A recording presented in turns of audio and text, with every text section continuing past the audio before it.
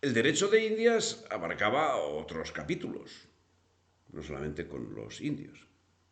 En cuanto a la situación de los negros, que habían llegado en régimen de esclavitud, su situación era de laxitud y de unos derechos amparados por el defensor de esclavos. Lo que parece evidente a la vista de la legislación es la existencia de un celo, a veces excesivo, por respetar los derechos de los indios. Cierto que la preocupación del legislador era porque los beneficiarios de la ley atendiesen las obligaciones religiosas, algo que jamás fue ocultado, sino más bien proclamado.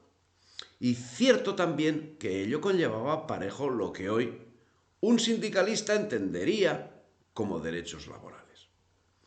Lo que sería curioso es conocer lo que dirían los críticos si esa ley, por ejemplo, en vez de hablar del respeto religioso por los domingos y fiestas de guardar, hubiese regulado el derecho laboral al descanso dominical y de las fiestas de guardar.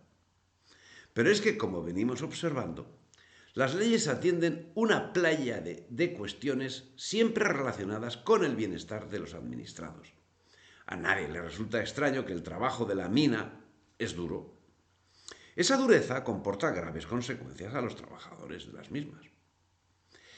Y el régimen jurídico español atendía a esas circunstancias. Así, la gran siniestralidad existente en las minas obligó a la corona a expedir la Real Cédula de 7 de junio de 1729, en la cual se exoneraba a los indios del servicio de la mita.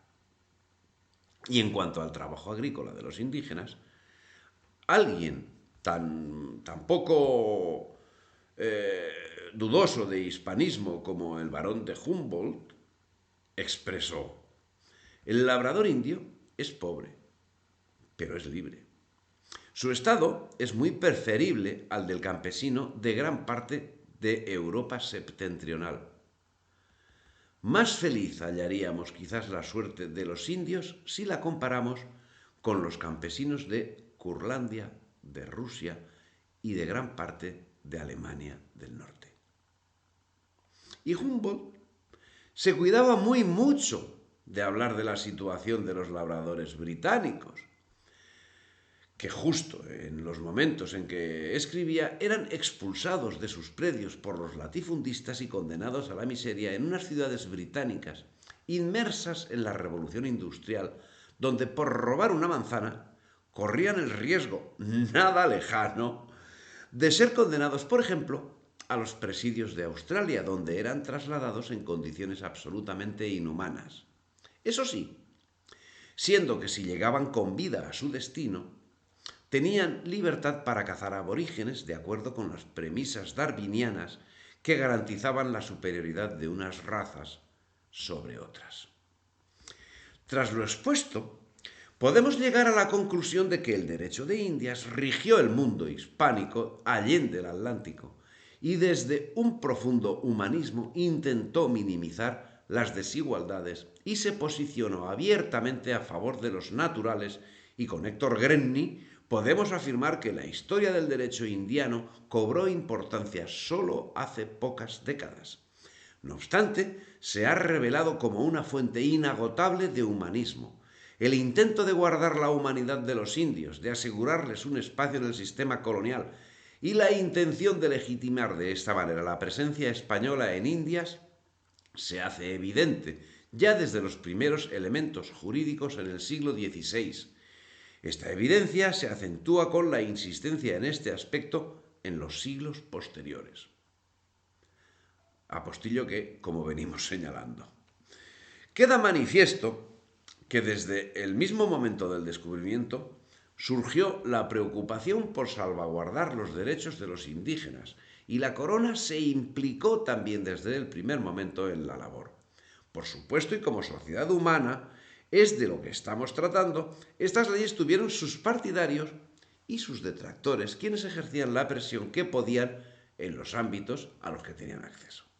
Esos aspectos quedan reflejados en la recopilación de 1680, dejando en evidencia las leyes que favorecen a los indios, pero también las que defienden a los encomenderos, con lo que queda marcada una realidad. los altibajos de una legislación viva en una sociedad también viva. Lógicamente no son defendibles los pasos atrás que se observan, pero queda manifiesto que al menos hasta la llegada de la Ilustración, con sus vaivenes, las leyes caminaban con un paso firme en las permanentes mejoras de la sociedad indiana. La aplicación de las leyes conoció serias disputas, enfrentamientos armados y asesinatos, como la rebelión armada en Perú y el asesinato de funcionarios y obispos, como en el caso del obispo de León en Nicaragua. Pero en cualquier caso, se trata de situaciones extremas, no generalizadas, que si bien complican el estudio del asunto, dejan manifiesta una vitalidad y una voluntad permanente de mejora. Acciones de una oligarquía que se veían cortadas de raíz por la actuación firme de la corona. Una oligarquía que con el tiempo acabaría enviando a sus hijos no a la península, sino a Inglaterra, donde se gestaría el movimiento separatista. Situaciones extremas que es necesario tener en consideración, máxime cuando en esos extremos se encuentran castigadas personas como Hernán Cortés o como Cristóbal Colón. Pero en cualquier caso, y sobre las injusticias que debieron pagar algunos, es necesario señalar que las leyes de Indias son una muestra de la manifiesta voluntad por favorecer al indio. Y la actitud de los dominicos es encomiable, pero la actitud de algunos fue claramente excesiva e injusta. Fray Bartolomé de las Casas presentaba a los indios como gentes sin maldad, sin rencores y sin odios, pacíficas, sin deseos de venganza, mientras que los españoles eran calificados como seres crueles, hambrientos de lucha y de muerte, en busca de oro, su única ansia y afán. De todo habría, y entre sus generales mentiras, alguna verdad diría el dominico. Pero a la vista de la legislación debemos señalar que las medidas laborales de resguardo de los intereses de las capas más desfavorecidas de América llegaron a provocar ya en el siglo XIX el levantamiento de los criollos dependientes económica e ideológicamente de Inglaterra, de cuyo seno se nutría el joven Bolívar, ya que su familia era de las más opulentas de la provincia de Caracas, tal vez la única del virreinato en la que el 1,5% de la población monopolizaba casi todas las áreas cultivables y muy bien explotadas. Todas estas leyes fueron las que la oligarquía criolla quería eliminar, y para hacerlo no quedaba otra opción que romper con la monarquía hispánica, aunque ello significase hipotecar todo un continente a los intereses espurios de potencias depredadoras. No pudieron hacerlo antes del siglo XIX, pero al final, vendiendo todo, lo consiguieron. La burguesía criolla aspiraba a tomar el poder porque el gobierno significaba el dominio de la aduana, del estanco, de las rentas fiscales, de los altos puestos públicos, del ejército y del aparato estatal, del cual dependían las leyes sobre impuestos de exportación e importación. El cambio de poder no significaba transformación social. La burguesía criolla perseguía que los anteriores negocios de la corona pasaran en adelante a ser suyos. De ahí el carácter esencialmente político y formal de los movimientos separatistas. Baste lo señalado como mínimo resumen de la actuación legal sobre la encomienda que estuvo en vigor hasta la separación de los reinos hispánicos de América, donde en épocas previas a la Gran Asonada se produjeron una serie de crisis agrarias en 1793, 1794, 1797, 1798 y 1803-1805. La legislación de Indias y su consiguiente aplicación posibilitó que hoy, en el siglo XXI, y en lo que en su día fue Imperio Español, podamos contemplar una geografía humana que ni por asomo puede ser encontrada en el mundo anglosajón, donde como mucho podemos encontrar algún zoológico, una reserva, con alguna muestra indígena.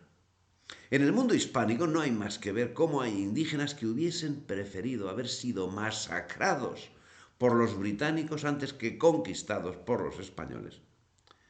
También eso es propiedad del mundo hispánico. Abona esta afirmación los estudios de personajes anglosajones como James Brice, quien afirma que en la América española no hay pues problema de razas, lo cual es un bien y un mal. Es un bien porque no se dan los abusos que en la América inglesa y es un mal porque los indígenas, con iguales derechos políticos que los colonos, constituyen un obstáculo enorme para el desenvolvimiento de estos países, cuyos destinos serían muy otros si la población fuese homogénea.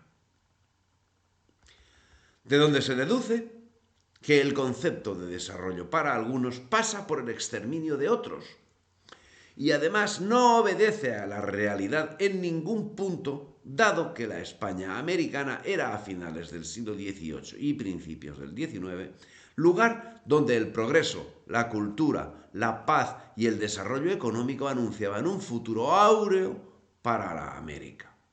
Desarrollo que fue impedido por la acción decidida de la Gran Bretaña y de sus agentes, los conocidos como libertadores. Si te ha gustado el vídeo, dale me gusta, suscríbete al canal y difunde.